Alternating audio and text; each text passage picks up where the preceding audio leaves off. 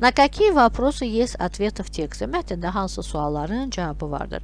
Dediyimiz kimi, mətnimizdə qrafiti incəsənət haqqında, küçə incəsənəti haqqında ətraflı məlumat verir. Xüsusilə Bakının küçələrində bu qrafiti resimlərə tez-tez rast gəlmək olur və bu qədim binaların üzərinə çəkilən, qədim məhəllələrin üzərinə çəkilən qrafiti resimlər yeni binalarla gözəl bir ahəng daşıyır və bununla da şəhərin qəlbini, şəhərin gözəlliyini daha ətraflı, daha gözəl görmək mümkündür.